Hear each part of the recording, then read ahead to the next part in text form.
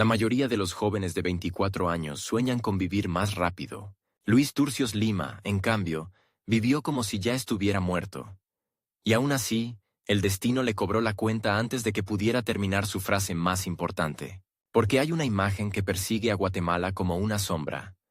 Un muchacho con uniforme, la mirada fija, el país ardiendo detrás, y un reloj invisible marcando una cuenta regresiva que nadie ve, excepto él. Nació el 23 de noviembre de 1941, en una Guatemala donde el futuro parecía estar a punto de abrirse como una puerta nueva. Pero las puertas, en este país, suelen abrirse hacia dos lados, hacia la esperanza y hacia el golpe. Luis creció en una época en la que la política no era un tema de sobremesa. Era un ruido de botas en la calle, un rumor de conspiraciones, un miedo que se colaba por las ventanas. Su infancia transcurrió bajo el eco de la Revolución de Octubre y sus promesas, y luego bajo el crujido de un giro brutal. El derrocamiento de Jacobo Arbenz en 1954. Para un niño, eso no se traduce en discursos ni en editoriales. Se traduce en silencios de adultos, en nombres que de pronto no se pronuncian, en la sensación de que el país puede cambiar de dueño en una sola noche. Luis Turcios Lima no nació guerrillero, nació guatemalteco, que en aquellos años era casi lo mismo que nacer en medio de una disputa por el alma del país. La Guatemala de su adolescencia era un tablero donde se movían piezas enormes. El ejército, los partidos, la presión de Estados Unidos, el miedo al comunismo, la rabia por la desigualdad, la memoria reciente de una reforma agraria que había tocado intereses gigantescos, y en ese tablero, el ejército aparecía como el camino más directo hacia el poder, el prestigio y la estabilidad. Para muchos jóvenes, era también una promesa de ascenso social. Disciplina, uniforme, un lugar claro en el mundo. Así que Luis entró a la escuela politécnica. Allí, el país se enseñaba como se enseña una táctica. Con mapas, con órdenes, con jerarquías. Se aprende a obedecer antes de aprender a preguntar. Se aprende a marchar antes de aprender a dudar. Pero hay algo que la disciplina no puede borrar. La mirada. Y la mirada de Luis, según quienes lo conocieron, no era la de un hombre cómodo con las respuestas fáciles. En la Politécnica se formó como oficial. Sí, pero también se formó en el contacto directo con una realidad que no cabía en los manuales. Un país donde la pobreza no era una estadística, sino una geografía. Donde el campesino no era un factor, sino un rostro.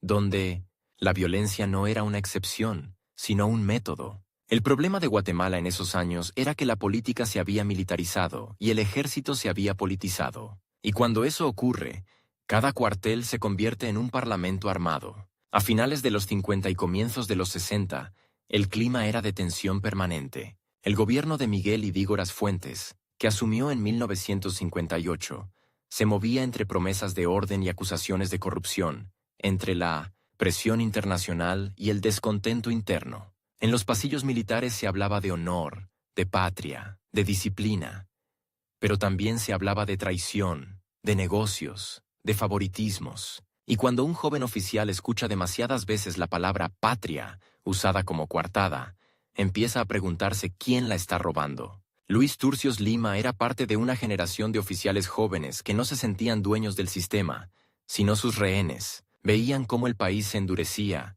cómo la represión se volvía rutina, cómo la desigualdad seguía intacta, y cómo la política civil parecía incapaz de corregir el rumbo. Y entonces llegó el punto de quiebre. El 13 de noviembre de 1960. Ese día no fue un simple motín, fue una grieta que se abrió dentro del ejército. Un grupo de oficiales se levantó contra el gobierno de Ydígoras Fuentes. Entre ellos estaban nombres que luego serían imposibles de separar de la historia de la insurgencia guatemalteca. Marco Antonio John Sosa, Luis Augusto Turcios Lima y otros oficiales jóvenes no eran al inicio una guerrilla romántica en la montaña. Eran militares que conocían el Estado desde adentro y que decidieron enfrentarlo con sus propias armas. El conflicto no era solo ideológico, era también moral.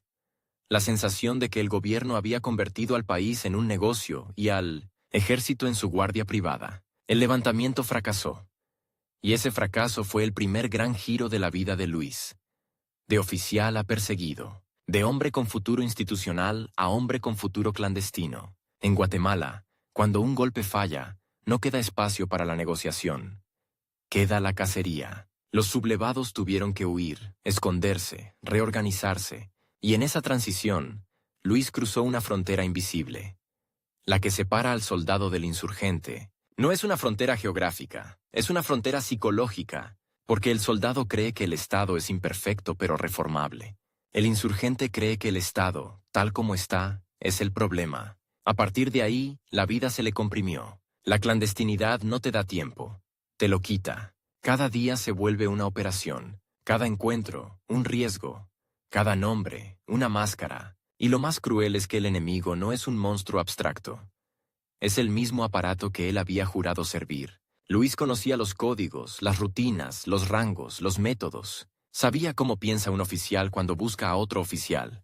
Sabía cómo se cierran las redes, cómo se interroga, cómo se infiltra. Esa era su ventaja, y también su condena, porque quien conoce el sistema por dentro sabe que el sistema no perdona. En esos meses, el movimiento insurgente empezó a tomar forma. Los oficiales rebeldes y otros militantes se articularon en lo que se conocería como el Movimiento Revolucionario 13 de Noviembre, el MR13. El nombre era una cicatriz convertida en bandera. La fecha del fracaso transformada en identidad. Y allí, Luis Turcios Lima comenzó a destacar no solo por su formación militar, sino por su capacidad de liderazgo. No era un teórico de escritorio, era un hombre de acción, pero con una mente estratégica. En un país donde la política se había vuelto un juego de fuerza, él entendía que la fuerza sin dirección es solo ruido. La Guatemala de comienzos de los 60 estaba entrando en una nueva fase. La revolución cubana había cambiado el mapa emocional de América Latina. Para muchos jóvenes, Cuba era la prueba de que un régimen podía caer. Para los gobiernos, era la prueba de que cualquier protesta podía convertirse en insurgencia. Y en ese clima, la represión se intensificó. El Estado guatemalteco, con apoyo y asesoría externa, comenzó a perfeccionar sus mecanismos de contrainsurgencia. La palabra subversión se volvió una etiqueta que justificaba casi todo, y en ese casi todo cabían detenciones, desapariciones, ejecuciones, miedo. Luis, mientras tanto, se movía entre la urgencia y la visión, porque aquí aparece el primer gran límite de su historia. El tiempo. No el tiempo como calendario, sino como presión. La insurgencia necesitaba crecer, organizarse, entrenarse, ganar apoyo, sobrevivir. Pero el Estado tenía recursos, inteligencia, armas y una ventaja brutal. Podía convertir el país entero en un campo de búsqueda. Cada día que pasaba sin consolidación era un día ganado por el enemigo. Y Luis lo sabía. Por eso su vida se volvió una carrera. No hacia la gloria, sino hacia la posibilidad de existir mañana. En la clandestinidad, el liderazgo se mide de otra manera, no por discursos, sino por decisiones que pueden matar o salvar. Luis Turcios Lima empezó a asumir responsabilidades operativas. Su formación como oficial le daba una comprensión táctica que muchos militantes civiles no tenían. Pero también lo enfrentaba a un dilema. ¿Cómo combatir a un ejército que conoces sin convertirte en el reflejo de lo que odias? ¿Cómo mantener una causa sin que la guerra te devore por dentro? Ese es el conflicto real que lo acompañó desde el primer día. No solo luchar contra el gobierno, sino luchar contra la lógica militar que él mismo llevaba en la sangre. Y entonces llegó otro giro. La insurgencia no era un bloque homogéneo. Había tensiones, debates, diferencias de estrategia. Algunos creían en la acción inmediata, otros en la construcción lenta. Algunos miraban al campo, otros a la ciudad. En ese hervidero, Luis se movía como un puente. Un hombre capaz de hablar el idioma de los militares y el idioma de los revolucionarios. Esa capacidad lo volvió valioso y peligroso, porque en una guerra, el enemigo no solo busca destruirte, busca aislarte, dividirte, hacerte desconfiar de los tuyos. Aún así, el movimiento avanzó. Con el tiempo, parte de esas fuerzas se articularían en las Fuerzas Armadas Rebeldes, las FAR, una organización guerrillera que marcaría la historia del conflicto armado interno. Luis Turcios Lima se convertiría en una figura central de ese proceso, pero antes de que su nombre se volviera símbolo, fue un joven que aprendió a vivir sin hogar fijo, a dormir con un oído despierto, a mirar 2 veces cada esquina. Un joven que había cambiado el uniforme por la sombra y que había aceptado una verdad aterradora. En Guatemala, elegir un bando no. Era elegir una idea. Era firmar una sentencia. Hay una escena que ayuda a entenderlo, aunque no tenga una fotografía oficial. La de un hombre joven revisando un arma en silencio, no con entusiasmo, sino con gravedad. Afuera, el país sigue su rutina.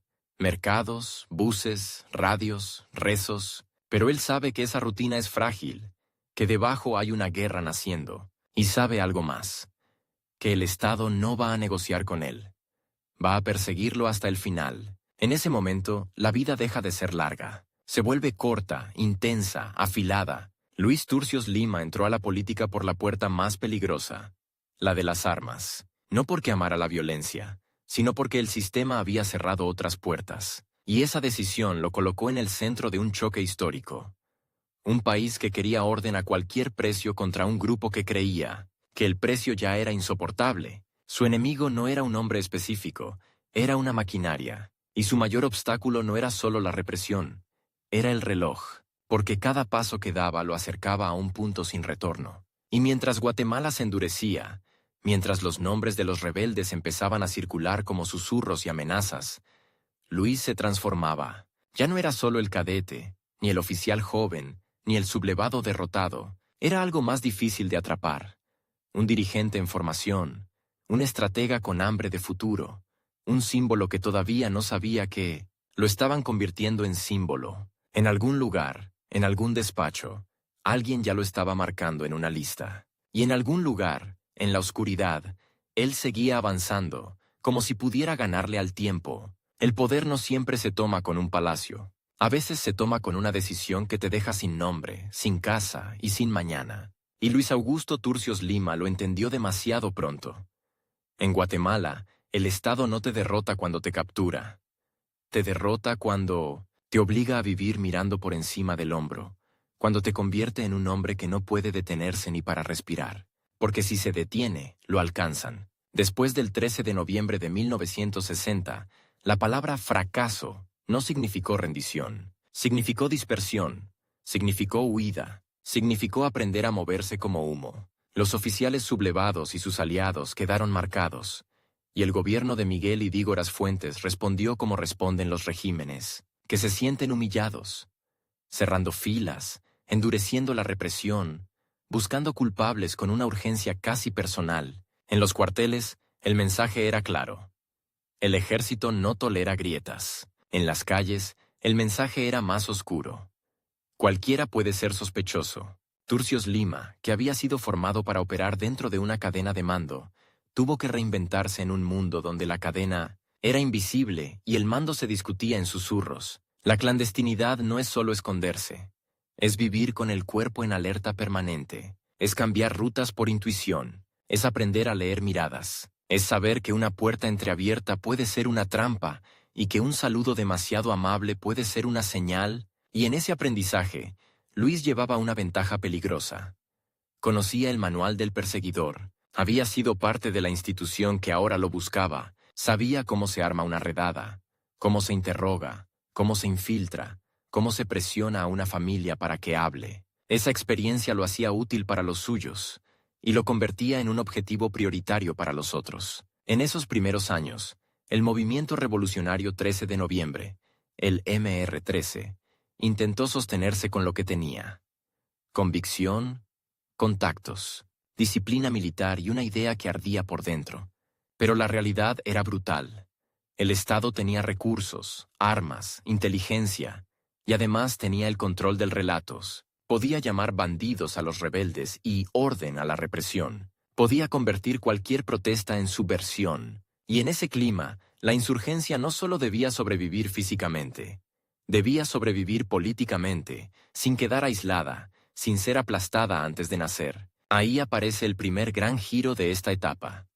La lucha dejó de ser solo contra un gobierno y se volvió contra una maquinaria que se modernizaba. Guatemala, como otros países de la región, entraba en la era de la contrainsurgencia sistemática. No era solo fuerza bruta, era inteligencia, infiltración, control territorial, propaganda, entrenamiento especializado. El enemigo ya no era un soldado en un camino, era un sistema que aprendía rápido, y cada mejora del sistema era un día menos para los insurgentes. Luis Turcios Lima empezó a destacar por algo que en una guerra vale más que la valentía: la capacidad de organizar. No era el tipo de líder que se alimenta de aplausos. Era el que se alimenta de resultados. Su formación militar le permitía pensar en términos de logística, seguridad, disciplina, planificación. Pero esa misma formación lo enfrentaba a un conflicto íntimo. ¿Cómo construir una fuerza armada rebelde sin repetir los vicios del ejército que combatían? ¿Cómo mantener la causa por encima del ego, la estrategia por encima del impulso, la humanidad por encima del odio? En la clandestinidad, esas preguntas no se responden en un debate. Se responden en decisiones que cuestan vidas, y mientras tanto, el país seguía su curso hacia el abismo. Y Dígoras Fuentes se desgastaba entre acusaciones de corrupción y descontento social. La tensión se acumulaba como electricidad en el aire. En 1963, el tablero se sacudió. Un golpe de Estado llevó al poder al coronel Enrique Peralta Azurdia. Para muchos, fue la promesa de orden. Para los insurgentes, fue una señal de que el sistema se cerraba aún más. Un régimen militar con vocación de control no iba a abrir espacios, iba a sellarlos. Y cuando se sellan los espacios, la política se vuelve un callejón. O te callas, o te escondes, o te enfrentas. En ese contexto, la insurgencia guatemalteca empezó a reconfigurarse. Las tensiones internas, estrategia rural o urbana, acción inmediata o acumulación lenta, estructura militar o trabajo político. No, eran caprichos ideológicos. Eran discusiones sobre supervivencia, porque elegir mal no significaba perder una elección, significaba desaparecer. Y en medio de esas discusiones, se fue consolidando una organización que marcaría la historia del conflicto. Las Fuerzas Armadas Rebeldes. Las FARC. La formación de las FARC no fue un acto ceremonial. Fue una necesidad, un intento de unificar, de dar coherencia, de construir una estructura capaz de resistir. Y Turcios Lima, por su experiencia y su ascendencia entre combatientes, se convirtió en una figura central, no porque buscara el título, sino porque en la guerra los liderazgos se imponen por gravedad. El que resuelve, el que mantiene la calma, el que entiende el terreno, termina en el centro. Pero el ascenso dentro de una organización clandestina tiene un precio. Te vuelve más visible para el enemigo. Y el enemigo, en esos años, no era ingenuo. La inteligencia del Estado, apoyada por redes de informantes, por técnicas de interrogatorio, por vigilancia, buscaba nombres, rutas, a casas de seguridad, enlaces. La guerra se jugaba en montañas y caminos, sí, pero también en libretas, en teléfonos intervenidos, en seguimientos discretos, en una esquina donde alguien espera demasiado tiempo. Y cada captura podía ser una grieta que se expandía. Aquí entra el elemento más cruel de la vida de Turcios Lima. El tiempo como enemigo. No era una metáfora, era una cuenta regresiva real, porque la insurgencia necesitaba años para consolidarse. Pero el Estado podía destruirla en semanas si lograba penetrarla. Luis lo sabía. Por eso su ritmo era feroz. Por eso su vida parecía una marcha sin descanso. No había después. Había ahora. Y ese ahora se repetía como un latido. En esos años, Turcios Lima no solo operaba, también se convertía en símbolo. Y ser símbolo es peligroso porque el símbolo simplifica. Convierte a un hombre complejo en una silueta. Para los suyos, podía ser la imagen del oficial que se rebeló por dignidad. Para sus enemigos, era la prueba de que la subversión había infectado al ejército. Para el Estado, era doble traición. Traición política y traición institucional. Y el Estado castiga con especial saña a quien conoce sus secretos. La presión aumentaba. Las FARC buscaban expandirse, construir bases, ganar apoyo, sostenerse en un país donde el miedo era una herramienta de gobierno. Y el gobierno, por su parte, buscaba cortar el oxígeno, aislar a los insurgentes de la población, presentar la insurgencia como amenaza absoluta, justificar operaciones cada vez más duras. La guerra se volvía una espiral, y en una espiral, el centro se vuelve un lugar mortal. Turcios Lima, en ese escenario, tenía que hacer algo más difícil que combatir. Mantener cohesionada una organización bajo persecución. La clandestinidad desgasta. La paranoia se vuelve tentación. La desconfianza puede salvarte o destruirte. Un error de seguridad no es un error. Es una cadena de muertes. Y aún así, había que moverse, reunirse, planificar, entrenar, conseguir recursos, sostener la moral. Había que convencer a gente de arriesgarlo todo por una promesa de futuro en un país que parecía no tenerlo. Y entonces, cuando el movimiento necesitaba consolidación, llegó otro giro. La guerra empezó a tocar con más fuerza los espacios urbanos, a los lugares donde el Estado se siente más seguro y donde la vigilancia es más intensa. La ciudad, con su ruido y su anonimato, puede ser refugio, pero también es una trampa. Hay más ojos, más controles, más posibilidades de delación, más patrullas, más casualidades que no son casualidades. En ese ambiente, Turcios Lima se movía como quien camina sobre vidrio. Cada traslado era una operación, cada encuentro, una apuesta, y sin embargo, tenía que estar presente, porque su presencia era parte del pegamento. Un líder clandestino no puede liderar solo con mensajes. Necesita aparecer, mirar a los ojos, corregir, escuchar, decidir, y cada vez que aparecía, el reloj avanzaba. Hay un detalle que vuelve esta etapa especialmente tensa. Turcios Lima era joven, demasiado joven para cargar con el peso de una guerra que apenas comenzaba, pero la historia no pide permiso. En Guatemala, la juventud de un dirigente no era una promesa, era una vulnerabilidad, porque el Estado sabía que si cortaba cabezas temprano, podía evitar que el movimiento madurara, y por eso la persecución no era abstracta, era personal, insistente, obsesiva. Mientras Peralta Azurdia consolidaba su régimen, la represión se normalizaba. La palabra seguridad se convertía en excusa para todo. Y en ese todo cabían detenciones arbitrarias, hostigamientos, desapariciones. La sociedad aprendía a bajar la voz, a mirar al suelo, a no preguntar. Y en ese silencio, la insurgencia intentaba hablar con acciones, con comunicados, con presencia.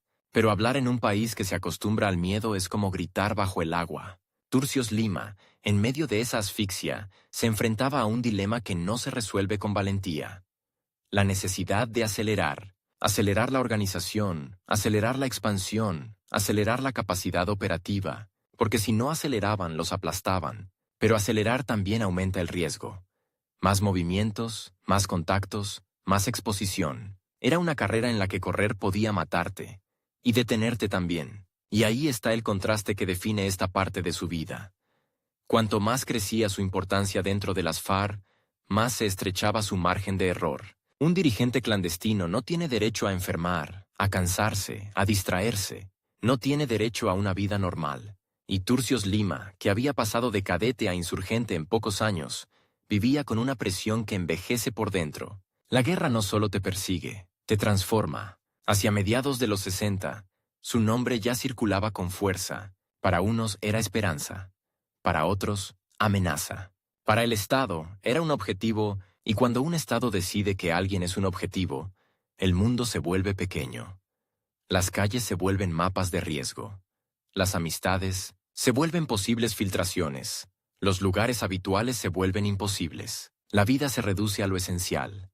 Moverse, sobrevivir, organizar, golpear, desaparecer. Y sin embargo, en esa reducción, Turcios Lima parecía más decidido, como si hubiera aceptado que su vida no iba a ser larga y que precisamente por eso, cada día debía valer por 10. El reloj seguía ahí, invisible, marcando, no con números, sino con señales.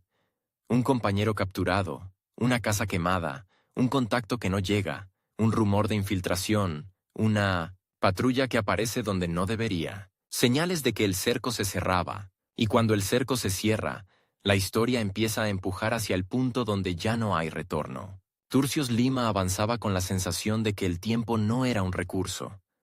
Era un enemigo armado. Y en esa guerra contra el Estado, contra la maquinaria, contra la persecución, había una batalla más silenciosa. La batalla por no convertirse en lo que combatía, por no dejar que la lógica de la guerra devorara la causa. Porque lo más inquietante de esta etapa no es solo que lo buscaran. Es que, cuanto más lo buscaban, más necesario se volvía. Y cuanto más necesario se volvía, más cerca estaba de caer. Como si su ascenso estuviera atado, desde el principio, a una cuerda que se tensaba sola. Y esa cuerda, sin que él lo supiera, ya estaba a punto de romperse. Si quieres entender a Luis Augusto Turcios Lima en su punto más alto, no lo imagines dando discursos. Imagínalo con una libreta doblada en el bolsillo, una pistola que pesa menos que la responsabilidad, y una dirección memorizada que no puede escribir en ningún lado. Imagínalo entrando a una casa que no es su casa, saludando con un nombre que no es el suyo, y mirando el reloj como si el reloj fuera un delator, porque en 1964 y 1965 su vida se convirtió en una ecuación cruel. Cada reunión que hacía posible la guerra también podía ser la última. Las FARC ya no eran una idea en formación, eran una estructura que intentaba respirar bajo el agua, y Turcios Lima, por su experiencia militar y su capacidad para ordenar el caos, terminó empujado al centro de esa estructura, no por ambición, sino por necesidad. En una organización clandestina, el liderazgo no se vota. Se impone cuando alguien logra que el grupo no se rompa, y él tenía esa cualidad rara, casi peligrosa. Podía pensar como soldado y, al mismo tiempo, entender que la guerra no se gana solo con balas, sino con gente, pero la gente no aparece por magia. Había que reclutar, entrenar, disciplinar, mover recursos, crear enlaces, construir confianza en un país donde la confianza era un lujo, y ahí empezó el verdadero conflicto de su vida. No era solo contra el ejército y el gobierno, era contra el tiempo. Las FARC necesitaban años para consolidarse. El Estado necesitaba un solo error para desmantelarlas. Y el Estado estaba aprendiendo rápido. La contrainsurgencia en Guatemala dejó de ser improvisación y se volvió método. No era únicamente patrullas buscando bandidos en caminos rurales. Era inteligencia, infiltración, vigilancia, interrogatorios, redes de informantes. Era el miedo convertido en sistema. Y cuando el miedo se vuelve sistema, la clandestinidad se vuelve una jaula que se mueve contigo. Puedes cambiar de casa, pero no puedes cambiar de amenaza. Turcios Lima lo sabía con una claridad que quemaba. Había sido parte del aparato militar. Conocía sus reflejos, sus rutinas, su lógica. Sabía cómo se arma un cerco, cómo se presiona a una familia, cómo se rompe a un detenido para que hable. Y esa ventaja era también una condena. El Estado no perseguía a Turcios solo por lo que hacía, sino por lo que sabía. Para el ejército, él era una herida abierta. Un oficial que se había salido de la fila y, peor aún, que podía enseñar a otros a salirse. En esos años, las FARC intentaron expandir su presencia y su capacidad operativa. Había frentes rurales, intentos de consolidación en zonas donde el Estado no llegaba con la misma fuerza. Pero también crecía la tentación y la necesidad de actuar en la ciudad. La ciudad era el corazón del poder, el lugar donde un golpe podía resonar más fuerte, pero también era el lugar donde el enemigo tenía más ojos. En el campo, el silencio puede protegerte. En la ciudad, el ruido te delata. Y entonces la vida de Turcios se volvió una cadena de decisiones sin margen. Reunirse con un enlace que trae información vital, o cancelar porque hay un rumor de vigilancia, mover a un compañero herido, o dejarlo atrás para no comprometer una casa de seguridad, acelerar una operación para mantener la iniciativa, o frenar para no exponerse. Cada opción tenía un costo, y el costo casi siempre era humano. Aquí aparece un giro que muchos no esperan. El enemigo no era solo la represión abierta, sino la erosión interna. La clandestinidad desgasta, la paranoia se vuelve una herramienta, y luego se vuelve veneno. Un movimiento perseguido empieza a sospechar de sus propias sombras, y Turcios Lima tuvo que pelear contra eso también. Contra el miedo que fractura, contra la desconfianza que convierte a compañeros en posibles traidores, contra la tentación de responder al terror con terror ciego, porque había una línea que él entendía, aunque la guerra empuje a borrarla. Si la insurgencia se convierte en una copia moral del aparato que combate, pierde algo que no se recupera. Y sostener esa línea en medio de capturas, torturas, desapariciones y propaganda era casi imposible. No era un dilema filosófico. Era una discusión que podía estallar en una habitación cerrada, con voces bajas, mientras afuera pasaba una patrulla. En paralelo, el régimen militar de Enrique Peralta Azurdia consolidaba su control. La promesa de orden se traducía en más vigilancia, más persecución, más capacidad para golpear rápido. Y el Estado no solo quería derrotar a las FARC militarmente, quería aislarlas, cortarles el oxígeno social, convertirlas en un fantasma temido por la población, y al mismo tiempo, fácil de justificar ante la opinión pública como amenaza. La guerra se libraba también en el relato. ¿Quién era patriota? ¿Quién era subversivo? ¿Quién merecía vivir sin ser molestado? ¿Y quién podía ser detenido sin explicación? Turcios Lima, en ese tablero, se convirtió en algo más que un organizador. Se volvió un símbolo, y ser símbolo es una trampa, porque el símbolo atrae, el símbolo concentra, el símbolo hace que el enemigo te busque con obsesión, y el Estado guatemalteco tenía una obsesión particular con él. No era un campesino armado, no era un estudiante radicalizado, era un militar formado por la institución, era la prueba viviente de que el ejército podía fracturarse, y eso, para un régimen militar, es intolerable. La presión se sintió en la piel del movimiento. Casas de seguridad que dejaban de ser seguras, contactos que desaparecían, reuniones que se cancelaban a último minuto, rumores de infiltración que corrían como pólvora. Y en ese clima, Turcios tenía que hacer lo que parece contradictorio. Moverse más para sostener la organización, y moverse menos para no caer. Era como dirigir una orquesta mientras el teatro se incendia. Si te quedas quieto, mueres. Si corres demasiado, también. Su rutina era una coreografía de supervivencia, cambios constantes de ruta, señales acordadas, horarios que se rompían a propósito, mensajes que viajaban por manos que no debían saber el contenido. Y aún así, la ciudad tenía su propia lógica. Una esquina repetida 2 veces, un taxi que aparece demasiado rápido, un rostro que vuelve a cruzarse en distintos lugares, y el cuerpo aprende a sentir el peligro antes de entenderlo. En medio de esa tensión, las FARC buscaban demostrar que existían, que podían golpear, que podían resistir, y cada acción tenía un doble filo. Levantaba moral y atraía represión. Era una guerra de visibilidad. Si no hacían nada, el movimiento se apagaba. Si hacían demasiado, el Estado los aplastaba con todo su peso. Turcios Lima vivía en ese filo, intentando que la organización no se convirtiera en una chispa breve. Y aquí entra el elemento más brutal de su historia. La cuenta regresiva no era solo una sensación, era real. En esos años, la vida clandestina de un dirigente insurgente en Guatemala podía medirse en meses, no por fatalismo romántico, sino por estadística de persecución.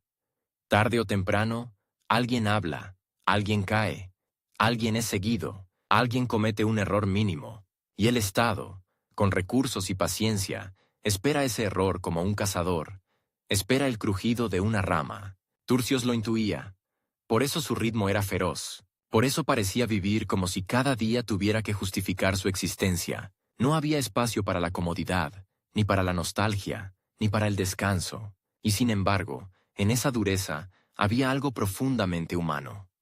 La necesidad de creer que el sacrificio tenía sentido, que no era solo una huida interminable, que la clandestinidad no era una tumba en vida. A veces, esa humanidad se colaba en detalles mínimos. Una conversación breve antes de una reunión, una recomendación de seguridad, dicha con tono casi fraternal, una corrección firme para evitar imprudencias. Porque Turcios no solo mandaba, cuidaba, y cuidar en la guerra es una forma de rebeldía. Significa que el enemigo no te ha convertido del todo en piedra, pero el enemigo también jugaba con el tiempo. La contrainsurgencia no necesitaba ganar todas las batallas.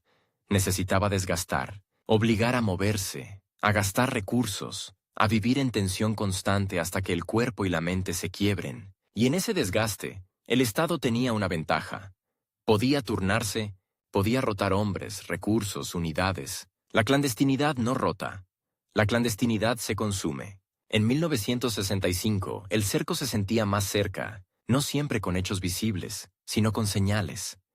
Un ambiente más hostil, controles más frecuentes, rumores más precisos, nombres, que empezaban a circular con demasiada exactitud.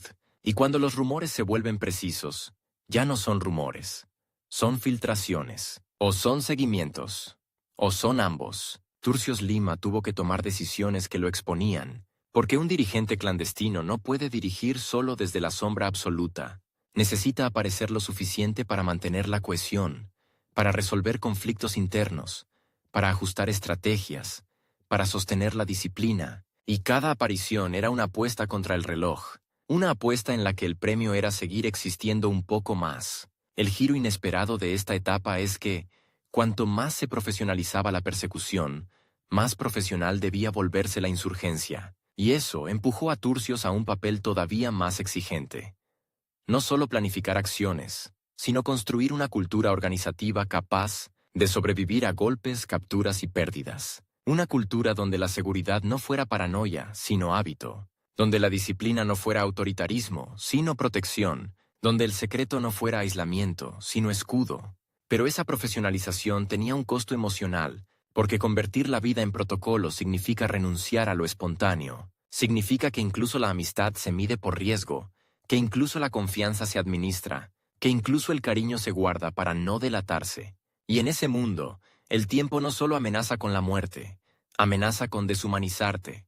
Aún así, Turcios seguía. Y seguía porque, para él, retroceder ya no era una opción. Había cruzado un punto sin retorno el día que se rebeló contra el orden establecido. El Estado podía ofrecerle una cosa: rendición. Y la rendición, en ese contexto, no era volver a casa. Era caer en manos de un aparato que no perdonaba a los desertores simbólicos. Así que avanzó, con la sensación de que el país entero era un tablero minado, con la certeza de que el enemigo no descansaba, con la responsabilidad de sostener a otros mientras él mismo vivía al límite, y en esa marcha, el destino empezó a acercarse con una calma aterradora. No como un disparo en la noche, sino como una puerta que se cierra sin ruido, porque cuando un cerco se completa, no siempre lo notas de inmediato. A veces lo notas cuando intentas hacerlo de siempre. Una reunión, un traslado, un contacto. Y de pronto el aire se siente distinto. Como si la ciudad, por un segundo, dejara de ser ciudad y se convirtiera en una trampa perfectamente diseñada. Y Turcios Lima, sin saberlo, ya estaba entrando en los días en que cualquier movimiento, por pequeño que fuera, podía activar el mecanismo final. Dicen que los hombres mueren una sola vez. Luis Augusto Turcios Lima no. Él empezó a morir el día que decidió vivir en la sombra.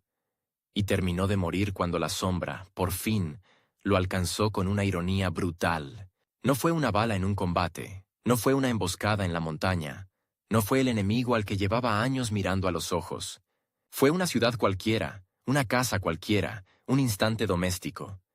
Y el fuego, 1966, llegó con una sensación de cierre que nadie se atrevía a pronunciar. La persecución se había vuelto más fina, más silenciosa, más científica. Ya no era solo buscar guerrilleros, era desarmar redes, cortar rutas, sembrar miedo donde antes había simpatía, convertir cada vecino en un posible informante. Y en ese clima, Turcios Lima cargaba con una cuenta regresiva que no estaba escrita en ningún papel, pero que se sentía en el cuerpo. Si la organización no se reacomodaba rápido, si no se consolidaban cuadros, si no se mantenía la disciplina, el movimiento podía quedar decapitado. No era una metáfora, era una posibilidad concreta, diaria. Por eso su vida se volvió todavía más estrecha. Menos rostros, menos lugares, menos margen. La clandestinidad, cuando se endurece, deja de parecer aventura y se parece a una enfermedad. Te obliga a medir el aire, a desconfiar de lo obvio, a vivir con el oído encendido incluso cuando intentas dormir. Y Turcios, que había aprendido a leer el lenguaje del ejército desde dentro, ahora tenía que leer el lenguaje de la ciudad. El ruido de un motor que se repite, una puerta que se cierra demasiado rápido, un silencio raro en una cuadra donde siempre hay niños. El conflicto real que lo perseguía no era solo el Estado, era el tiempo. El tiempo como enemigo que no negocia, porque el Estado podía esperar, podía montar vigilancia durante semanas, podía dejar que una pista se enfriara para que el perseguido se confiara. La clandestinidad no podía. La clandestinidad vive de decisiones urgentes. Mover a alguien, esconder algo, cambiar una cita, salvar a un compañero, evitar una captura. Y cada urgencia abre una grieta. En esos meses, Turcios Lima era, a la vez, un dirigente y un objetivo prioritario. Su nombre circulaba en informes, en conversaciones de cuartel, en listas que no se ven pero existen. Para el aparato militar, él no era solo un insurgente, era una afrenta. Un oficial formado por la institución que había roto el espejo y había demostrado que el uniforme no garantizaba obediencia eterna. Y esa clase de afrenta se castiga con obsesión. Sin embargo, lo que más desgasta a un perseguido no es la persecución visible, sino la invisible. la sospecha de que el cerco ya está puesto y tú todavía no lo sabes. En 1966, esa sospecha era casi una certeza. Había caídas, había capturas, había noticias que llegaban incompletas, como si el país hablara en susurros, y en cada susurro se escondía una pregunta. ¿Quién fue seguido? ¿Quién habló? ¿Quién se quebró?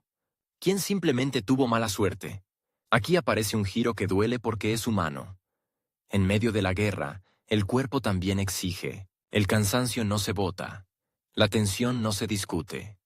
Se acumula. Y cuando se acumula, cometes errores pequeños. No errores heroicos, no errores épicos. Errores mínimos. Una puerta mal cerrada. Un fósforo encendido donde no debía. Un movimiento rutinario que se hace automático. La muerte muchas veces no entra con estruendo. Entra por una rendija. El 2 de octubre de 1966, Turcios Lima estaba en la ciudad de Guatemala, no en una trinchera, no en un frente rural, no en una escena que el cine habría elegido. Estaba en una casa, en un espacio de respiro relativo dentro de una vida sin respiro. Y entonces ocurrió lo impensable. Un incendio, un fuego que no pregunta por ideologías, que no distingue entre perseguido y perseguidor, que no respeta la disciplina ni la experiencia militar. El fuego, cuando toma un cuarto, toma el aire primero. Y sin aire, no hay estrategia. La imagen es difícil de sostener. El hombre que había sobrevivido a la cacería, el hombre que había aprendido a moverse como sombra, y atrapado por algo tan elemental como las llamas. En segundos, el humo vuelve inútil cualquier plan. En minutos, el calor convierte una salida en pared. Y en ese caos, la clandestinidad se vuelve una trampa perfecta.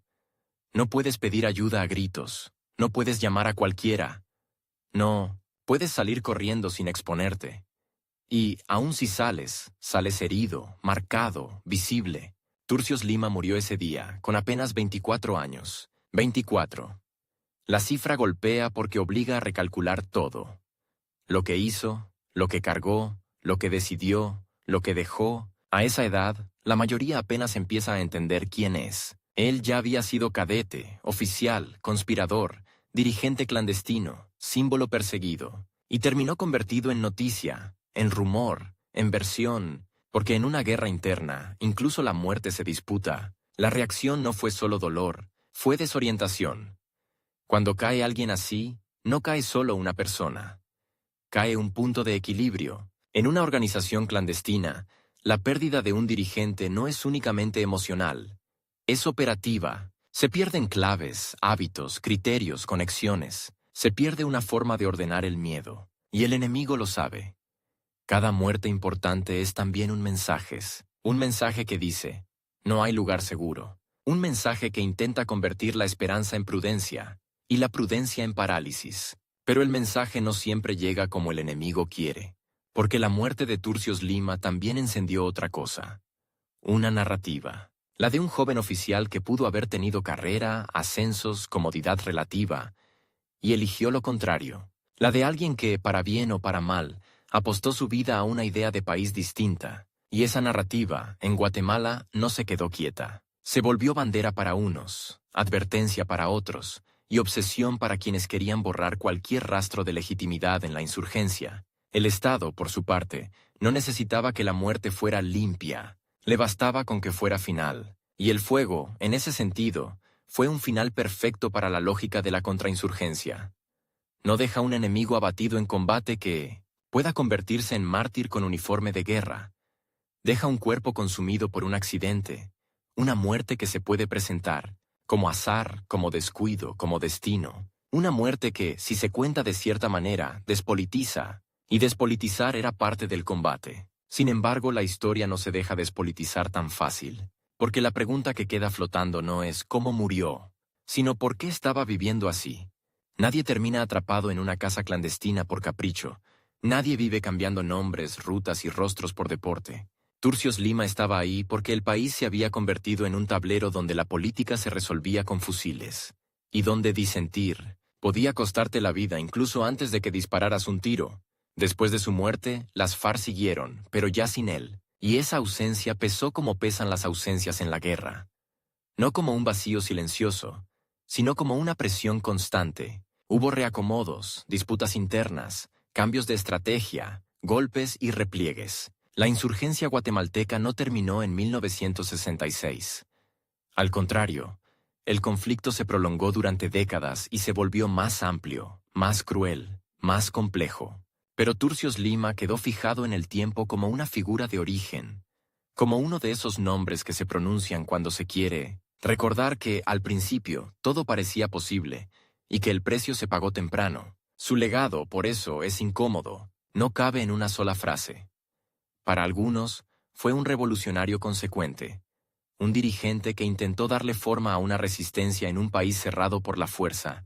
Para otros, fue parte de una ruta que llevó a más violencia, a más dolor, a más heridas. Y ambas lecturas conviven porque Guatemala misma es una convivencia de heridas, una memoria partida, una verdad discutida, una historia donde cada familia puede contar un país distinto. Pero hay algo que no cambia según el bando: la intensidad de su vida. Turcios Lima vivió como si cada día fuera un préstamo, y quizá lo era.